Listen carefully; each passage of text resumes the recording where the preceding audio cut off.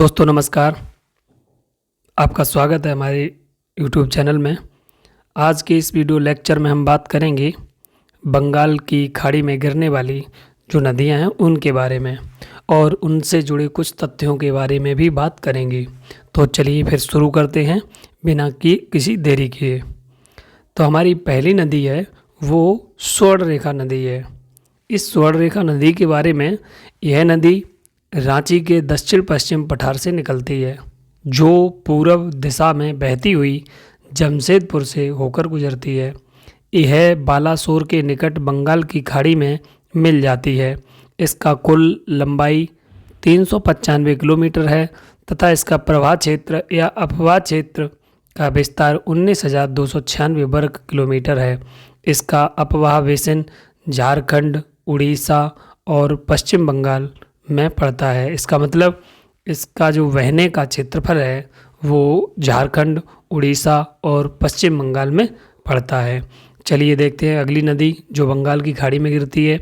इसका नाम है ब्राह्मणी नदी। ब्राह्मणी नदी छोटा नागपुर पठार के निकट रांची के दक्षिण पश्चिम से निकलती है।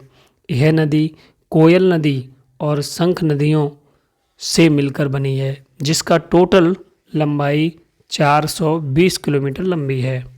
ये है ब्राह्मणी नदी जो बंगाल की खाड़ी में गिरती है, दूसरी नदी। अब देखेंगे तीसरी नदी। जो हमारी तीसरी नदी है वो है महानदी। तो महानदी के बारे में देखेंगे। ये महानदी यह एक अनुवर्ती नदी है जो छत्तीसगढ़ के रायपुर जिले में सिंगावा श्रेणी के समीप अमरकंटक पठार से निकलती है और दक्षिण पूर्व की ओर बहती हुई कटक के निकट बंगाल की खाड़ी में डेल्टा बनाती है। शिवनाथ, हंसदेव, मंड और डूब नदियाँ मिलकर के उत्तर की ओर से इसमें आकर के गिरती हैं। जबकि जोंक और तेल, ये जोंक का तेल नहीं है बल्कि ये जोंक नदी है और तेल नदी है, से दक्षिण की ओर से आकर मिलती हैं। महानदी का अपवाह क्षेत्र 1,42,000 वर्ग किलोमीटर है। हीराकुंड टिकरापारा बांध इसी नदी पर स्थित है। बहुउद्देशीय परियोजना है हीराकुंड नदी। अगर बांध पूछा जाए कि हीराकुंड बांध किस नदी पर बना है तो ये महानदी पर बना है और टिकरापारा बांध भी महानदी पर बना हुआ है। अगली नदी देखेंगे हम गोदावरी नदी। गोदावरी नदी यह प्रायद्वीपीय भारत की सबसे लंबी नदी है, जिसकी कुल लंबाई 1,465 किलोमीटर है। दक्षिण भारत की सबसे लंबी नदी होने के कारण इसे दक्षिण की गंगा भी कहते हैं। इसका जल प्रवाह क्षेत्र 3,13,812 वर्ग किलोमीटर में है। इसका 44% भाग महाराष्ट्र में और 23% भाग आंध्र प्रदेश में तथा 20% भाग मध्य प्रदेश में पड़ता है। पश्चिमी घाट की पहाड़ियों में स्थित त्र्यंबकेश्वर इसका उद्गम स्थान है। उत्तर में इसकी प्रमुख सहायक नदियां प्राणहिता, पूर्णा, पैनगंगा, वर्धा, बैनगंगा, इंद्रावती और मंजीरा नदियां हैं। मंजीरा नदी हैदराबाद के समीप गोदावरी नदी में मिल जाती है। गोदावरी के निचले भागों में बाढ़ आती रहती है। इस नदी पर अनेक जल विद्युत परियोजनाओं का निर्माण किया जा चुका है। अब देखेंगे हमारी अगली नदी कृष्णा नदी, जो बंगाल की खाड़ी में गिरती है। यह प्रायद्वीपीय भारत की दूसरी सबसे लंबी नदी है।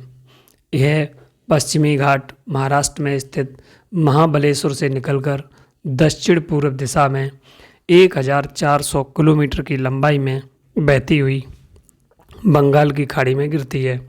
इसका अपवाह क्षेत्र 2,59,000 वर्ग किलोमीटर है, जिसका 27% भाग महाराष्ट्र में, 44% भाग कर्नाटक में तथा 29% भाग आंध्र प्रदेश में पड़ता है। कोयना, यरला, बरड़ा, पंचगंगा, दूधगंगा, घाटप्रभा, मालप्रभा, भीमा, तुंगभद्रा और मूसी इसकी प्रमुख सहायक नदियां हैं। तुंगभद्रा की जो सहायक नदी है वो हगरी है। हगरी को वेदावती नाम से भी जाना जाता है, जल विद्युत परियोजनाओं की दृष्टि से इस नदी का बहुत महत्व है। ये भी हमारी बंगाल की खाड़ी में गिरती है। अगली नदी हमारी है कावेरी नदी। कावेरी नदी यह कर्नाटक के कोडागु जिले में मैसूर पठार के दक्षिणी भाग में ब्रह्मगिरी पहाड़ियों से निकलती है। यहाँ से दक्षिण पूर्व की ओर कर्नाटक एवं तमिलनाडु राज्यों में प्रभावित होती हुई कावेरी पत्तनम के निकट बंगाल की खाड़ी में गिरती है। इसके कुल अपवाह क्षेत्र का 3% केरल में, 41% कर्नाटक में तथा 56% तमिलनाडु में पड़ता है। इसकी प्रमुख सहायक नदियाँ हेमावती, लोकापावनी, सेमसा, अर्कवती, दक्षिण में लक्ष्मण तीर्थ, कबिनी, सुवर्णवती, भवानी और अमरावती हैं। ये नदियाँ जो हैं इसकी सहायक नदियाँ हैं। यह शिव समुद्रम नामक प्रसिद्ध जलप्रपात बनाती है। जो शिव समुद्रम नामक जो प्रसिद्ध जलप्रपात है वो यह नदी बनाती है। यह 2 धाराओं में, उत्तर में कोलेरू, दक्षिण में कावेरी में बट जाती है। इसे दक्षिण भारत की सबसे पवित्र नदी माना जाता है और इसलिए इसे दक्षिण की गंगा भी कहते हैं। कावेरी नदी को दक्षिण भारत की गंगा की उपमा प्रदान की गई है। इसके अपवाह क्षेत्र में दक्षिण भारत का चावल का कटोरा कहा जाता है। जो इसका अपवाह क्षेत्र है उस अपवाह क्षेत्र को दक्षिण भारत का चावल का कटोरा कहा जाता है, क्योंकि यहाँ चावल अत्यधिक मात्रा में पैदावार होती है। प्रायद्वीपीय नदियों में कावेरी ही एक ऐसी नदी है जिसमें पूरी साल भर जल प्रवाह बना रहता है। मैसूर से 20 किलोमीटर दूर इस नदी पर कृष्णा सागर जलाशय बनाया गया है। यह नदी श्रीरंगपट्टम व शिव समुद्रम द्वीप से होकर बहती है। इसी नदी पर होगेनकल जलप्रपात अवस्थित है। अगली नदी हमारी है पेन्नार नदी। इस पेन्नार नदी के बारे में भी देख लेते हैं। यह कर्नाटक के कोलार जिले की नंदी दुर्ग पहाड़ी से निकलती है तथा बंगाल की खाड़ी में गिरती है। इसका अपवाह क्षेत्र कृष्णा कावेरी के मध्य 55,213 वर्ग किलोमीटर है। गंडी कोटा या कुडुप्पा के निकट यह एक गहरा गड्ढा बनाती है। इसकी प्रमुख सहायक नदियाँ जयमंगली, कुंदेरू, सगलेरू, चित्रावती, पापागनी व चेय्यार हैं। अगली हमारी नदी है पलार नदी। पलार नदी इसका उद्गम स्थल कर्नाटक राज्य के चिक्काबल्लापुर जिले में नंदी पहाड़ी से होता है। यह आंध्र प्रदेश के चित्तूर व तमिलनाडु से अर्काट जिले से प्रभावित होती हुई बंगाल की खाड़ी में गिर जाती है। ये हमारी है पलार नदी। अगली नदी हमारी है बैगई नदी। यह नदी तमिलनाडु राज्य के मदुरै जिले में स्थित बरसा नद पहाड़ी से निकलकर मदुरै, रामनाथपुरम आदि जिलों से प्रभावित होते हुए मंडपम के पास पाक की खाड़ी में गिरती है। मदुरै इसी नदी के तट पर स्थित है। ये हमारी है बैगई नदी। अगली नदी हमारी है ताम्रपर्णी नदी। ये हमारी नदी है ताम्रपर्णी नदी। इसके बारे में देख लेते हैं। यह तमिलनाडु राज्य के तिरुनेलवली जनपद की प्रमुख नदी है, जिसका उद्गम दक्षिणी सह्याद्री में स्थित अगस्त्यमलाई पहाड़ी के ढालों से होता है। यह मन्नार की खाड़ी में गिरती है।